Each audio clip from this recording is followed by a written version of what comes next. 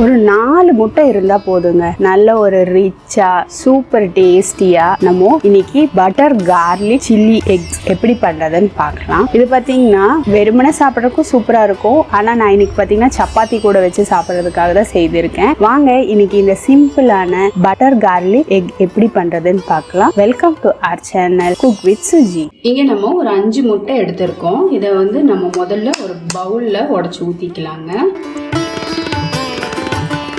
இப்போ இதுல முட்டைக்கு தேவையான அளவு உப்பு சேர்த்திடலாம். அடுத்ததா குறுமிளகு தூள் ஒரு 1/2 டீஸ்பூன் அளவுக்கு சேர்த்திடலாம். இப்போ இதை நல்லா பீட் பண்ணிக்கலாங்க. இந்த குறுமிளகு தூளும் உப்பு எல்லாம் முட்டையில நல்லா கலந்து வரட்டும். இப்போ முட்டை பார்த்தீங்கன்னா நம்ம நல்லா உப்பும் குறுமிளகும் நல்லா கலந்து பீட் பண்ணி எடுத்தாச்சு. இங்கே நம்ம ஒரு பேன் வச்சுருக்கோம். அதில் கொஞ்சமாக பட்டர் சேர்த்திக்கலாம். ஒரு ஸ்பூன் அளவுக்கு நம்ம எண்ணெயும் சேர்த்திடலாம். இப்போ ஃப்ளேம் பார்த்தீங்கன்னா நம்ம மீடியமில் வச்சுக்கலாம். ரொம்ப ஹை பண்ணிட வேணாம், மீடியம்லேயே வச்சுக்கலாம். இப்போ நம்ம கலந்து வச்சிருக்க இந்த முட்டையை சேர்த்திடலாங்க. இப்போ இதை அப்படியே இது போல் லைட்டாக உள்ளே தள்ளி விடலாம். நமக்கு முட்டை பார்த்தீங்கன்னா ஓவர் குக் ஆகக்கூடாது, சேம் டைம் நமக்கு வெந்தும் இருக்கணும். அதனால தான் நம்ம இது போல் மீடியம் ஃப்ளேமில் வச்சுக்கிறது.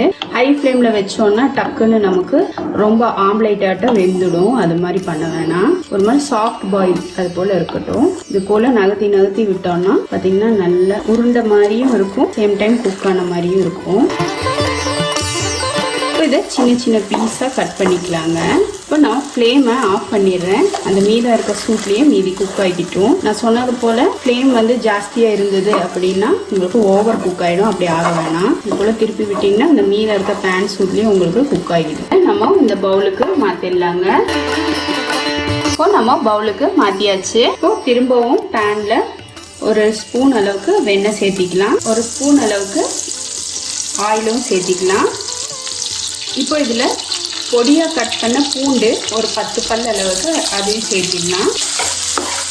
வெண்ணெயில் நம்ம இந்த பூண்டை நல்லா வதக்கி கொடுத்துக்கலாங்க. அந்த பச்சை மணம் போகிற வரைக்கும் வதக்கி கொடுத்துக்கலாம்.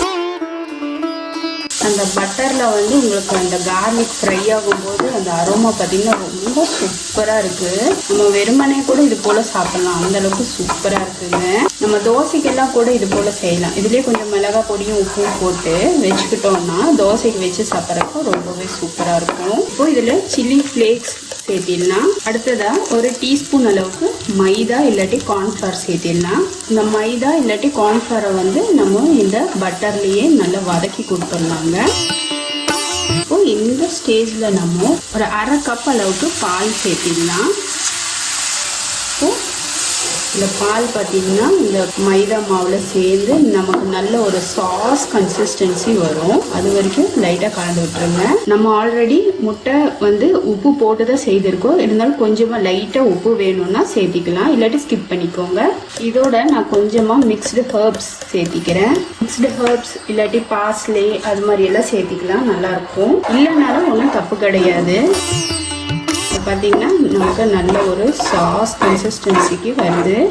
உங்களுக்கு அந்த மைதா மாவு நல்லா குக் ஆகி நம்ம சின்ன டீஸ்பூனில் ஒரு டீஸ்பூன் அளவு கூட சேர்த்திருக்கோம். அதுவே பாருங்கள் நல்லா குக் ஆகி நல்லா கெட்டியாகுது. இப்போ இந்த முட்டையை நம்ம இதில் சேர்த்திடலாங்க. தேவைப்பட்டால் குறுமிளகு லைட்டாக சேர்த்திக்கோங்க, இல்லாட்டி நீங்கள் விட்டுடலாம். இப்போ இந்த முட்டையை நல்லா கலந்து விட்டுடலாம். இப்போ முட்டையில் பார்த்தீங்கன்னா இந்த சாஸ் நல்லா கோட் ஆகிருக்கு. இப்போ நான் ஃப்ளேமை ஆஃப் பண்ணிடுறேங்க. இதுக்கு மேலே விட்டோன்னா நமக்கு இந்த சாஸே இல்லாமல் போயிடும். இல்லை உங்களுக்கு நல்லா சுருண்டு வேணும்னா இனி கூட நீங்கள் ஃப்ளேமை வச்சுக்கலாம். இப்போ கடைசியாக கொத்தமல்லி தழையை தூவிடலாங்க. அவ்வளோதாங்க, சூப்பர் டேஸ்டியான எம்மியான கார்லிக் சில்லி எக் ரெடி ஆயிடுச்சு. நம்ம செய்த இந்த கார்லிக் சில்லி எக் ரெசிபி உங்களுக்கு பிடிச்சிருந்தா லைக் பண்ணுங்க, ஷேர் பண்ணுங்க. பெல் ஐக்கானோட ஆளுங்கிற ஆப்ஷனும் கிளிக் பண்ண மறந்துடாதீங்க. இது வரைக்கும் வீடியோவை பொறுமையாக பார்த்ததுக்கு ரொம்ப ரொம்ப நன்றி ஃப்ரெண்ட்ஸ். தேங்க்யூ.